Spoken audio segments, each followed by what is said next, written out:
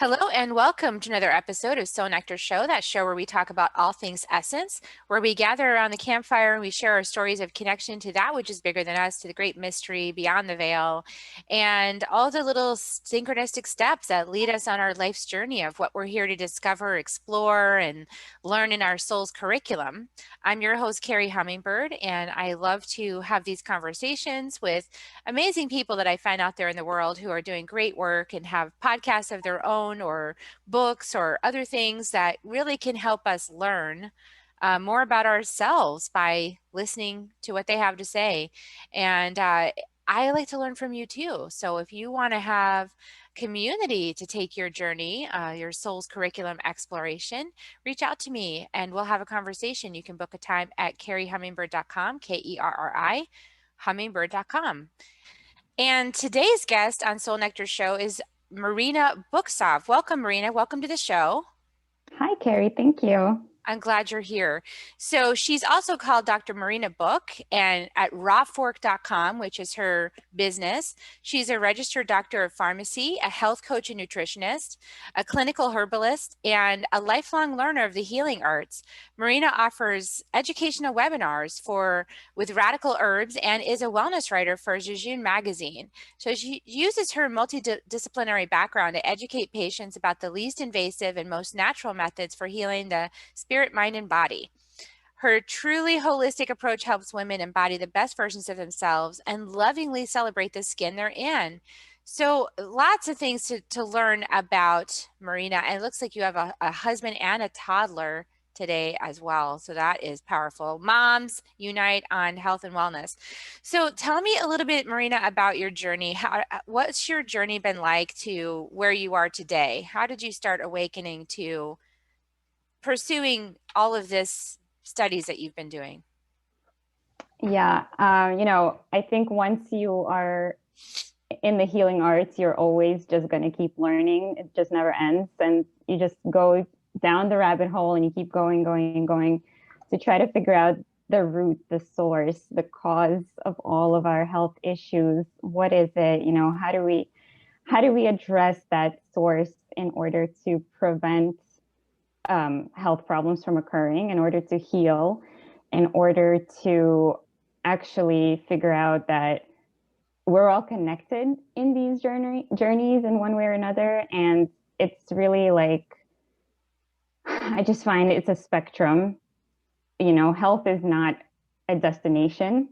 Health is really a journey for everyone. It's an individual, personal journey, but it's also about the collective. And what I'm seeing, and as I've been studying and trying to help myself and help my clients and patients, I just see so many similarities on our individual journeys that it just really keeps striking me that it is a collective issue. All of these health disorders that are cropping up, the generational health disorders, we're in one way or another all suffering through different variations of the same thing. So what was your individual journey like? So, growing up as a kid, I definitely had a lot of digestive issues, dysfunctions, had to go to the doctor. I remember, just like really painful cramps on my birthday one year. And, that was not a fun birthday. And I had to go to pretty much like the equivalent of an emergency, what we call surgeon back in Ukraine, but they didn't actually cut me open. They just assessed me and like touched my stomach and things like that. But anyway, on and off digestive issues through teenage years. And then finally going to very serious invasive procedures to the gastroenterologist, where they wanted to do all these tests. And then they did do all the tests and they put me on a bunch of medications.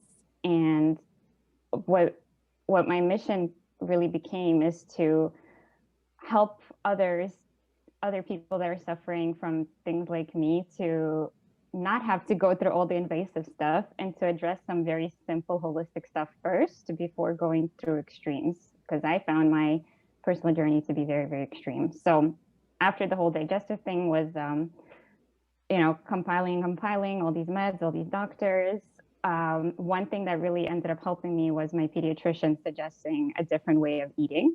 So that was really helpful and actually took care of a big percentage of my issues. And then the second thing that finally seemed to cure me, quote unquote, we don't want to say that anything other than allopathic really cures, but in my case, it really did.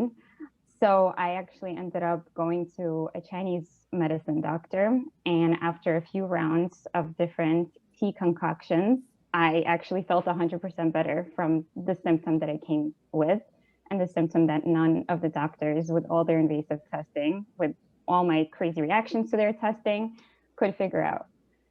So that just seemed like a very mind-boggling way, looking back, to go about things, whereas simple dietary tips and lifestyle measures, as well as herbs that come from the earth, really helped address that root of the issue for me personally. So again, this was my way, my journey. After the whole digestive journey, I started having other very interesting symptoms that nobody could figure out. And I guess I didn't learn my lesson the first time because, again, I went through the whole allopathic system, still fully trusting it. And at the time I was finishing up pharmacy school.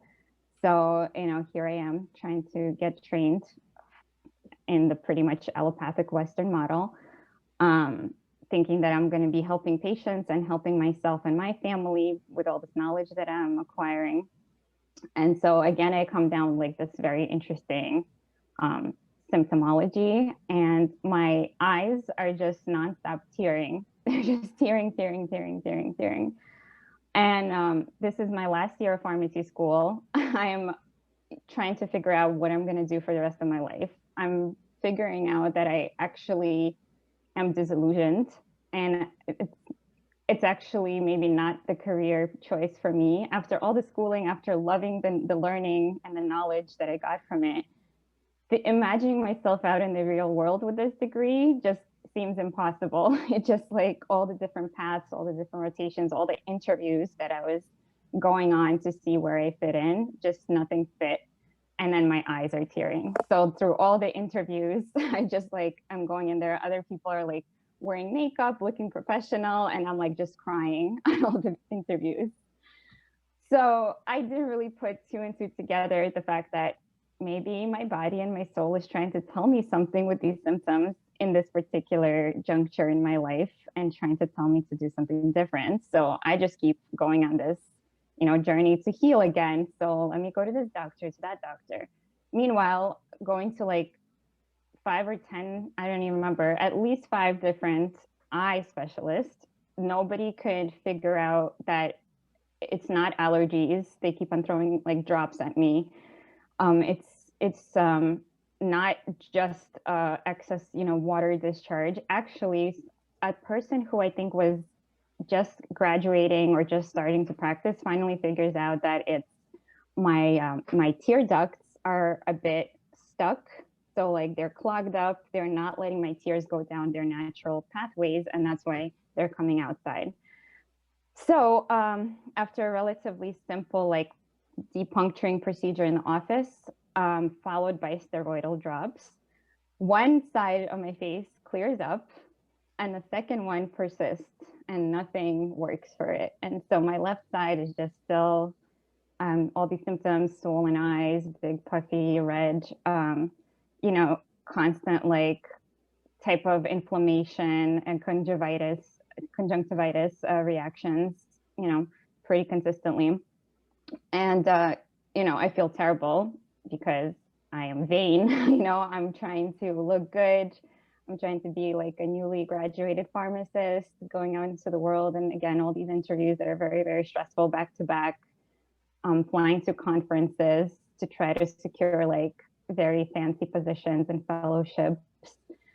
And then meanwhile, questioning like if this is actually what I really want, and then feeling really ugly and feeling just not whole.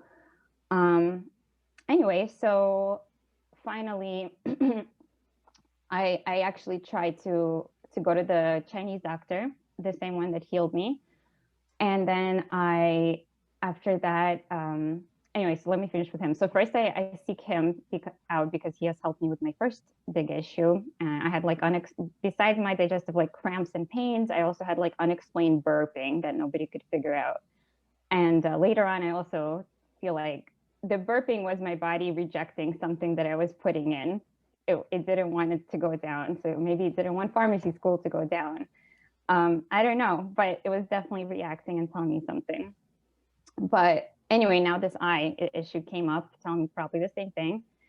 And I go to the same doctor, but unfortunately this time he suggests acupuncture instead of herbs. He thinks it's, you know, my liver chi is blocked, and you know the eyes are really connected to the liver.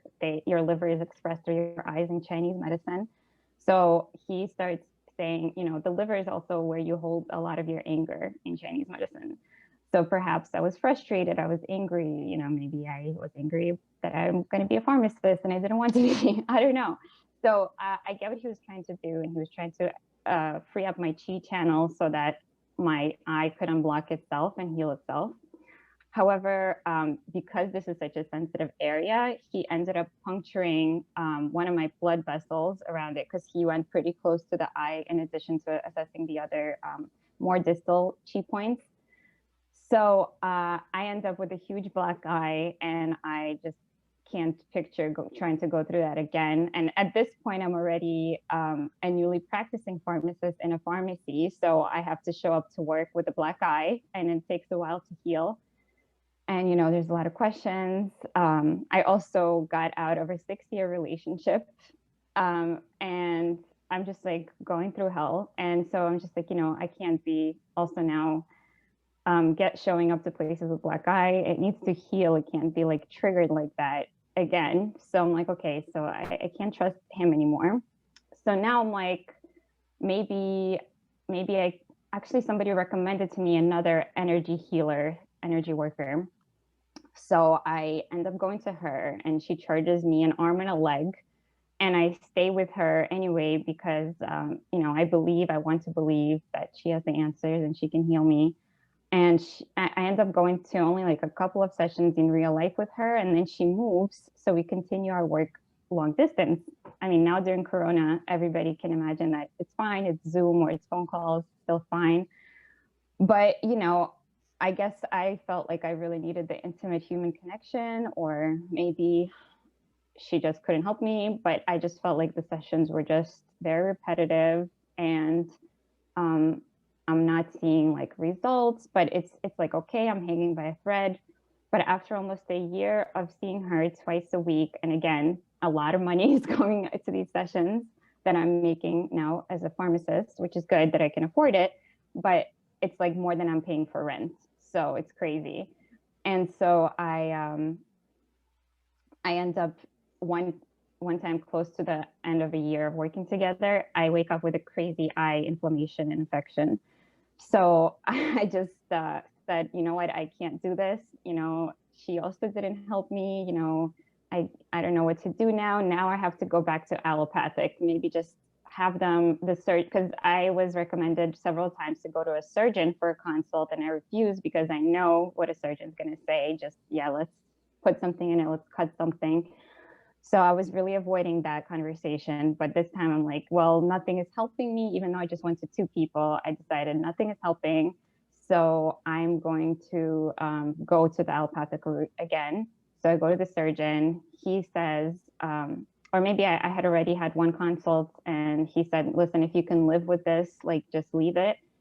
But, you know, if it really bothers you, we can put a stent in it, and it's absolutely safe. You know, we do it for little children who have similar issues. You know, when little children are born, a lot of times their tear ducts are clogged.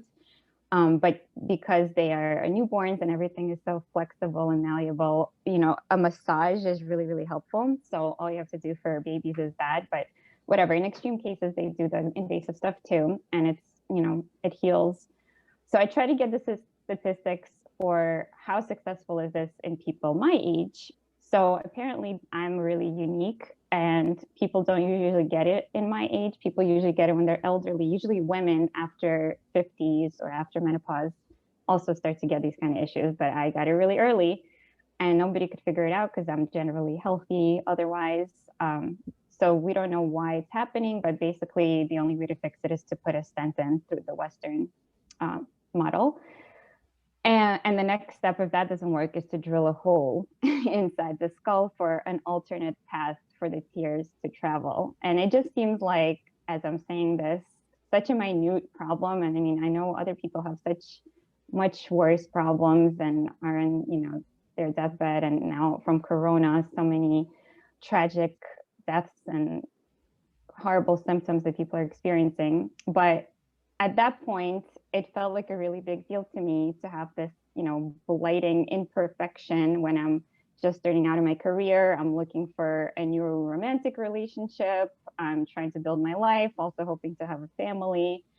And so it just seemed like, okay, now this is just going to ruin the rest of my life, like having this problem. So I have to have it fixed and I have to be perfect again. You know, I have to have all my functions working. And so I kept going. And so the second visit, I decided, okay, that's it. I'm going to try with the stent therapy because I can't live like this, you know, like it's bothering me too much. I keep waking up with really puffy red eyes. You know, it's like Pepper Ann, I think was her name in that cartoon from my childhood. So like the kid with the pink eye, I just felt like that was me. And anyway, so I end up scheduling the surgery. Oh, I forgot one thing. So I think I was holding off with the surgery for a while, even afterwards. But then I started dating my now husband, and he was kind of like supportive. He said, you know, obviously, like this energy stuff is not helping. You should maybe go to the more invasive stuff. And, you know, my family was also kind of like, yeah, maybe you should consider something that's more helpful or more like direct, very straight-minded, allopathically minded. So I was like, you know what? All my family thinks this is the right thing to do. You know, my boyfriend thinks this is the right thing to do. So I should just do it. You know, what if it helps? And then like, I'm going to feel great, you know, focus on the positive, like not just the risks that what if it doesn't work? So anyway, I go in and I have to have general anesthesia for this. And like knowing what I know now, I would say to myself back then, don't do it, you know? But back then I was like, oh, fine, no big deal. Like my boyfriend said he had anesthesia because he had to fix his nose one time after a Muay Thai fight. And it was fine. So I'm like, okay, so I go in, I agree to this thing. Again, this is very invasive for a very minor thing. And my health insurance covers it, so I don't have to pay for it. And I'm just baffled because there's much cheaper alternatives that I know of right now today that I could have tried that insurance wouldn't cover. But anyway, so their health system is broken. Let me just say that. So I go in, I do it, and I walk around with the stent for a couple of months. And also at this time, I'm getting married. So now I'm really happy I could put on makeup, you know, during my wedding because there's a stent there now that's facilitating the drainage. So it's the perfect time to have it. And then I go on my honeymoon and, you know, I feel very great and beautiful. But as soon as we have to take out the stent after 3 months, I think the day before we have to take it out, my eye flares up like unbelievably. It just like itching, it's burning. I can't even blink. It just feels like there's something stuck in there. I just can't blink it out. I can't wash it out. It's just so painful and horrible. And I go into the office the next day and I tell the doctor, listen, this happened yesterday. Like, would it be a good idea to still go ahead with taking out the stent, or should we wait until it comes down? And he's like, no, let's go ahead and take it out. And so he takes it out, and literally my eye just closes up, and he can't even like puncture it with his irrigation tool, the smallest tool they have available. So the whole stent thing just failed miserably. And he decides to ask me, okay, do you want me to just try to open up the tear duct kind of aggressively right now? Hopefully it's going to open up since you're in the office. So I said, okay, fine, just do it. Like, I just want it to work, you know, just do it. So he punctures me with a bunch of anesthetics so I don't feel the pain of him irrigating.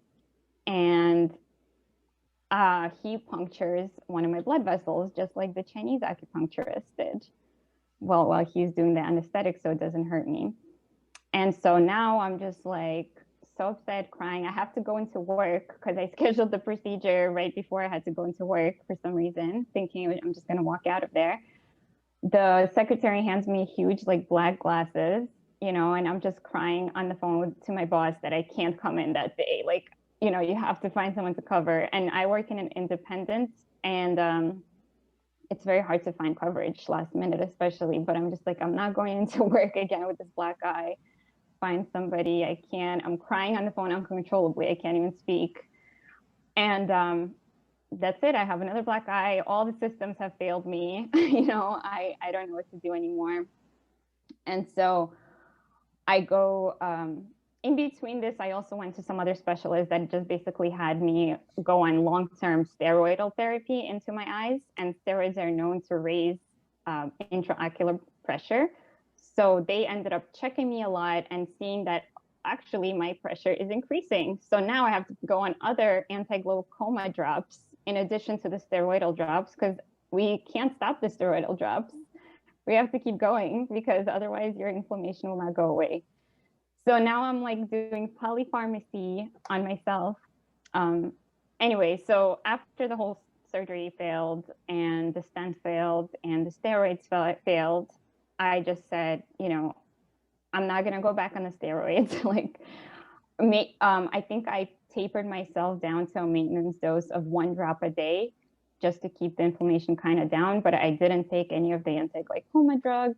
And I ended up seeking another spiritual healer that I met in a cacao ceremony here in Brooklyn. And I had a couple of sessions with her, and basically I ended up telling her, you know, what's going on internally with my dissatisfaction with my job and not feeling like I'm in the right place with my career. I'm not really helping people. Like, I want to be preventing things. I want to be on the side of good. I don't want to be part of a broken system.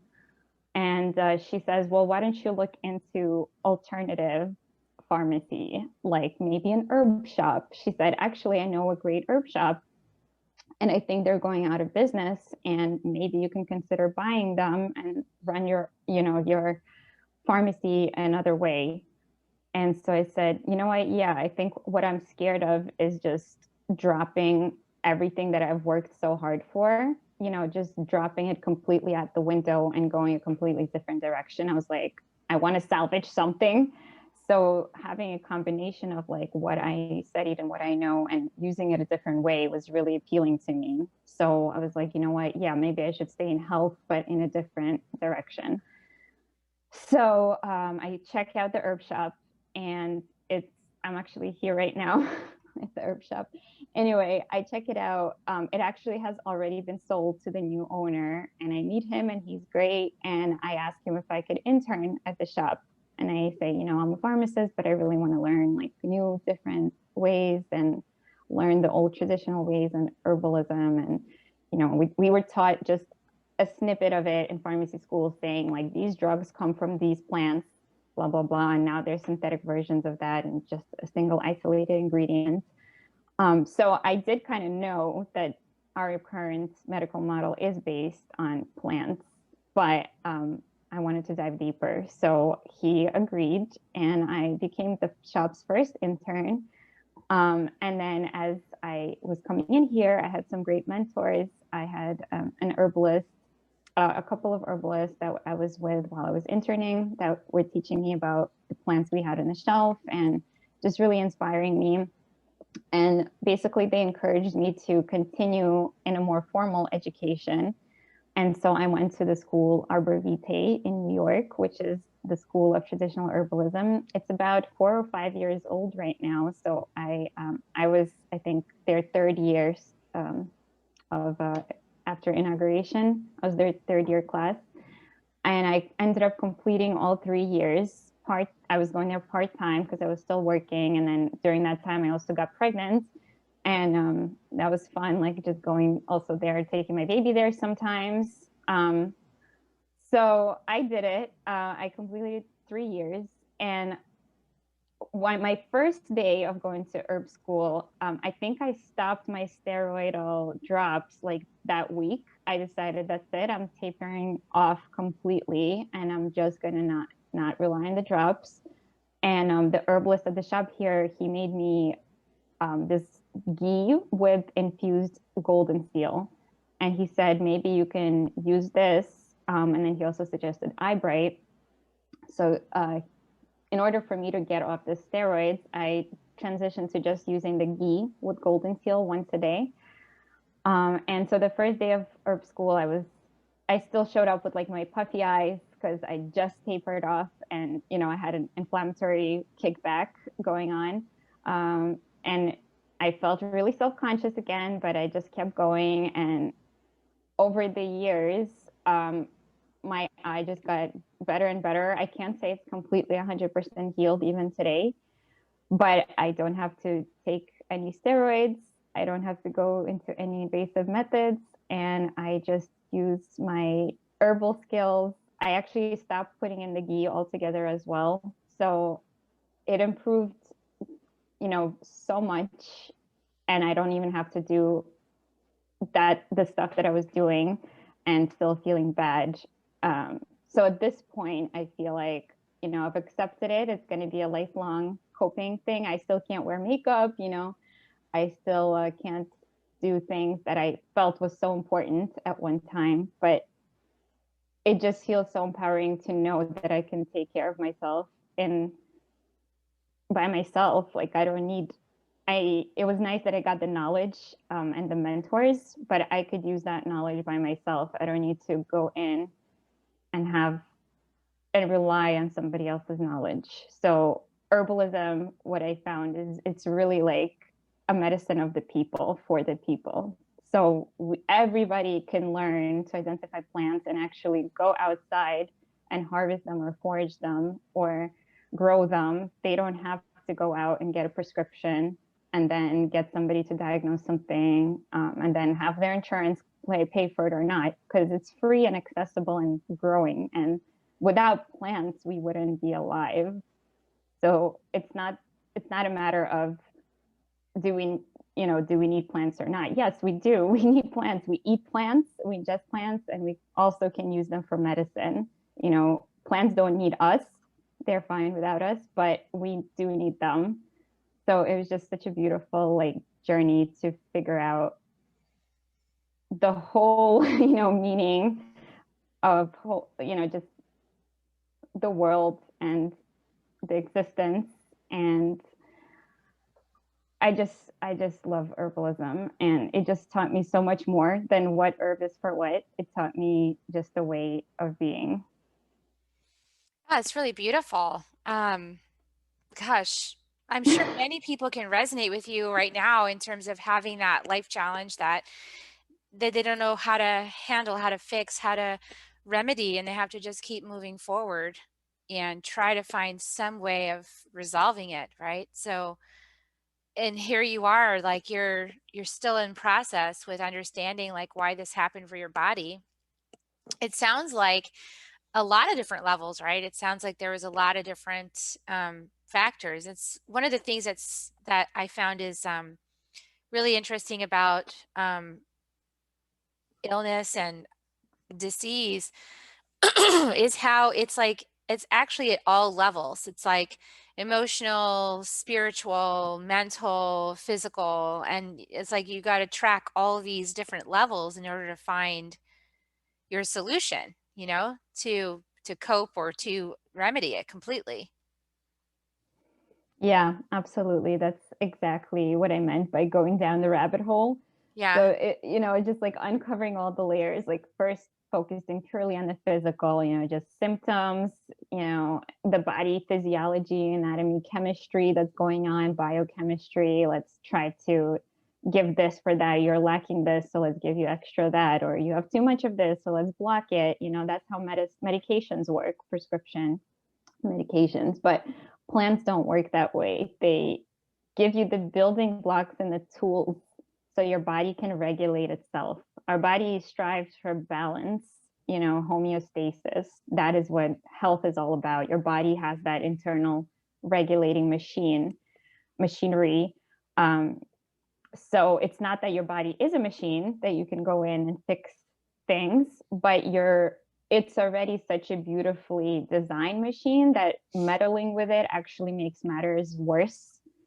And giving it the tools to heal and adjust itself is, I found the real key. Like learning how to provide self-care for yourself, learning to put yourself as a priority and to be gentle with yourself and be forgiving with yourself.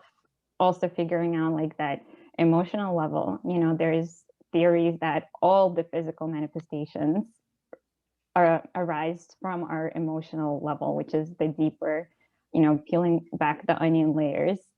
So physical, spiritual, mental health. So all of these have their own inner layers that can be uncovered. And once you fix that true internal need that maybe your body is calling for something that you're just not providing it right now, that's when your body can adjust itself and heal.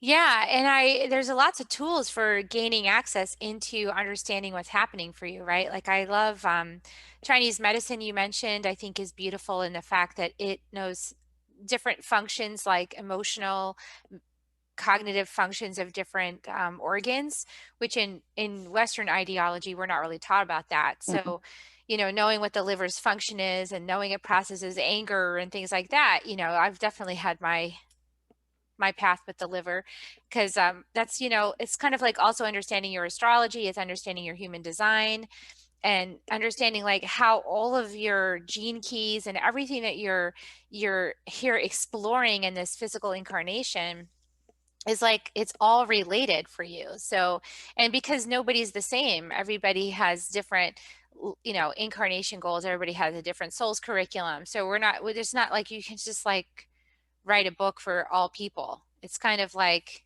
you have to navigate down these little tunnels to find out what's going on for you specifically. But there are these resources. Like I love Louise Hay's book, you know, her research into what different parts of the body mean. And so like anytime anything happens to me, I'm okay. Like I'm looking up all my resources, like, okay, what is this part and why is this happening and where does that come from and what am I feeling? And it's a navigation. You got to navigate all the layers. Yeah, absolutely. I also love craniosacral work, and I've actually done a lot of it too through the years, you know, trying to be more gentle with my body and taking care of myself. And so my craniosacral therapist became kind of like my psychotherapist, and we would have like little talks before and after the session. And I just learned so much about myself and what I'm really feeling. And by her asking the questions and me not really ever taking the time to do the meditating or journaling on myself, but because I'm paying for the session, I, you know, get the clarity there. And, you know, just really figuring out like what is my pattern? Who am I trying to please? What am I afraid of? And what my body organs are feeling like and what emotions they're connected to. And, you know, by her gently stimulating the fascia that are holding the organs and her sensing how they're pulling on one another. And me also starting to sense that too from her doing the work on me. I highly recommend that therapy as well to connect the emotional to the The physical and to myofascial release. it's craniosacral therapy. Okay. So myofascial, I believe it's a little deeper. Craniosacral is it's an offshoot of what is it? Orthopedic? No, not orthopedic. The DO school. So the MD is medical doctor. DO, I guess it is doctor of orthopedics. No, doctor of osteopathy. So it's related to osteopathy and the anatomy of the bones, but they are very gentle and they work on the surface level. So they, you know, just like how the organs are connected by these tiny kind of like fascia, but they're not pressing deep like a myofascial massage would. So it's very like on the surface, but It's like very gentle and also moving and flowing. Then there's the whole yin and yang theory. And so I would say that this is more of a yin therapy. It's just like about the flow and the water in your body. Oh, beautiful. Yeah, so you can see how all of these things come together and, even spiritually, like I love how you visited the Chinese medicine doctor and you were getting acupuncture and then you got the black eye. And it's like, it's almost like your spirit saying, no, you're not going to ignore this problem. You're not just going to get away with it. You're not just going to walk away. You're not, the point is, this isn't what you're meant to be doing entirely. You need to find the next pathway. But, we can very stubbornly be like, well, I'm just going to find a solution, make the problem go away so I don't have to face their bigger thing, which is I don't really want to be doing this work. Yeah. Yeah, absolutely. And I was just thinking the other day, like there's just so many distractions that we feel like we need to face on a day to day in order to not look deeper. And we're almost like happy to do that. We're almost happy to pile on more things on our plate so we can analyze that instead of those deeper questions. So it's like all these things will come up and like all these things that are obstacles, they take away your time, or they take away your money, or some other problem comes up that you need to go address before stepping into what you're actually trying to avoid, which is the bigger picture. And also how people as a whole are just, even as a society, we're distracted by, the next election that's coming up, or, the vaccine debate, or some other stuff like, is Corona real? Some people are even asking, or is this a scam and a cover up? There's just like such big issues that we're always like divided on at least two teams, and we just oppose each other, like capitalism and communism. This camp or that camp, this sports team or that sports team, and I just find like, is that really the question that you want to be focusing on, or should we talk about why are people unhealthy in the first place? That they can't fight off these diseases that the vaccines are trying to prevent. Why are we thinking about vaccinating or not if we don't even know if our next generation will survive because we're killing our own resources that we would need to survive? So why is this even an argument when we need to focus on what will actually help us survive as a species? That's a really good question. And, a lot of people get so hung up on the current moment debate rather than talking about the bigger pictures. And, a lot of that has to do with being, like you were talking about in your own journey, when you were so focused on your eyes and like, how you looked and your eyes won't stop watering and it's embarrassing. And it's like, you're so focused on that, that's all you can think about. You don't have space for like, okay, we're depleting our natural resources. We're killing the butterflies, and if we kill the butterflies, the next piece is we're not going to have our whole ecosystem is going to fall apart. It's like we're so focused on this myopic thing that we don't have the any space to look beyond ourselves into the bigger picture of like you said, we don't let's forget the vaccine debate. That's a temporary fix. We got to talk about why we're so unhealthy. Mm-hmm. Why are we not able to fight off a new virus? I mean, even if there is nature puts out a new virus, or it's manufactured. There's that also, that conspiracy theory that it's like manufactured. Maybe Right. it is, maybe it's not. But even if it is, like your body could fight that off if you were healthy. Yep. And we're all unhealthy collectively. So that's just a fact. And the fact that we're all throwing like money at the problem is not going to fix that we're creating the problem too. And all of our big industries are creating the problems. Yeah, Roundup number one. Yeah, we need to get rid of that. So there's a lot of these issues you're talking about that we don't have time to look at because we're so myopically facing ourselves and whatever thing is happening for us individually. So that's really the goal. I mean, we've got to get beyond ourselves, which is why I do this broadcast and why this is the whole reason why I actually do this. And the reason why I bring people through all the training I bring people through is to help people get out of themselves, like to get, past this sort of being, like get this resolved so that you can move past yourself into bigger things that affect the whole planet, you know? And I know it's hard because I spent 50 years in my myopic stuff. Yeah, so I get Yeah. it. I get it. I totally get it. And I think it's great. You're a lot younger than me and you're already at that place where you're like, wait a second, we need to talk about these other issues. So it's great. You know, we all get there when we get there. So, how do people like? What do you do with clients? What specifically do you do with them? We have a few minutes left, so I just want to find out like how do you specifically help people track all this stuff down, and how do people get started with you? Yeah. So I have a private health coaching program right now. So I do one-off visits on a functional medicine platform. So that's when people really want to get, biological, physiological testing done to see what exactly is out of whack. But we don't have to correct it in the allopathic way. We could use holistic modalities, lifestyle changes, herbs. That's really my specialty, like introducing people into herbs and how accessible they are, educating them on that. I have my webinars that educate people on that. I am right now working on a group program that will help people kind of learn collectively and learn from each other. And I think that's how I thrive too, by actually connecting to other people and figuring out I'm not alone in my issues, in my head, thinking about these things or struggling with my either health or career challenges. So just bringing people together and saying like, you're not the only one that's suffering and let's help each other. I think that's really powerful. So I'm really excited to launch that. You can get on my newsletter to find out about my current offerings and other programs. My package deal with clients.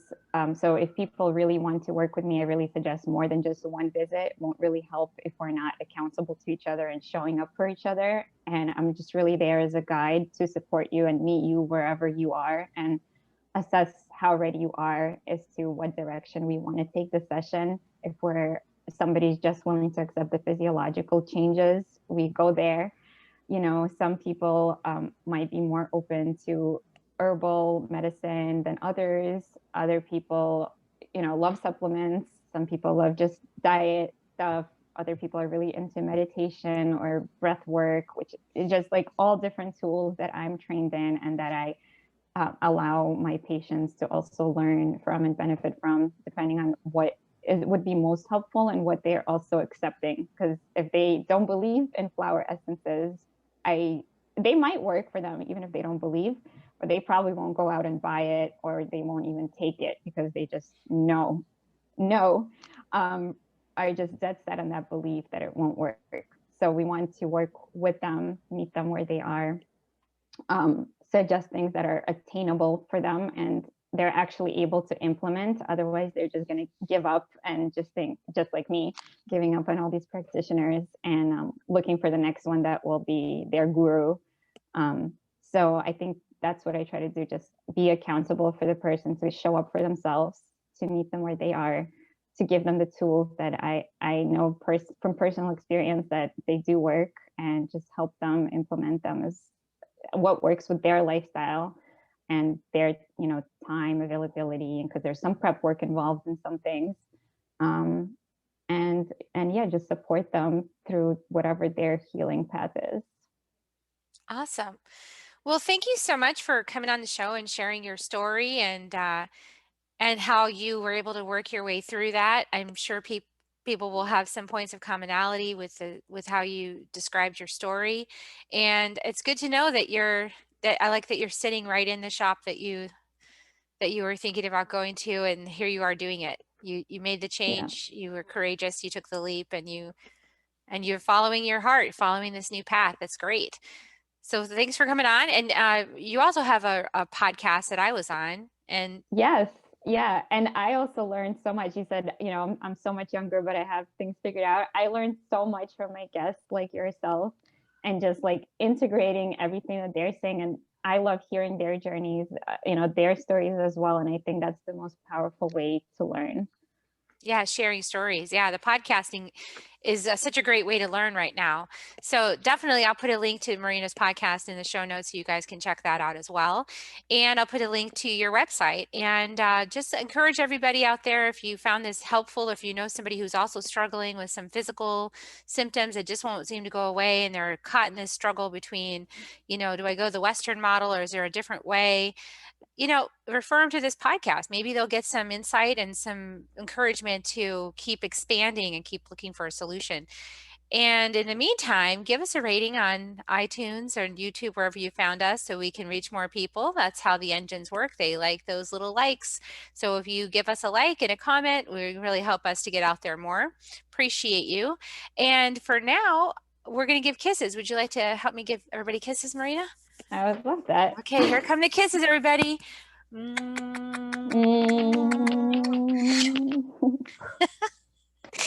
Awesome. We'll see you next time on Soul Nectar Show. Bye for now, everybody. Thank you so much, Carrie. Thank you.